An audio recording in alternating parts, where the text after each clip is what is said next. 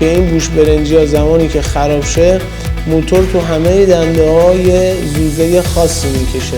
میتونید از واشر سرسیلند فلزی استفاده کنین، میتونید هم از واشر سرسیلند کاغذی استفاده کنین. توصیه میکنم واشر زیرسیلند رو به هیچ عنوان چسب نزنید. چرا؟ چون اینجا برای تعویض این مدل لنت تک سوراخ روی پمپمون یه پیچ آلنی داریم که آلن 5 میخوره.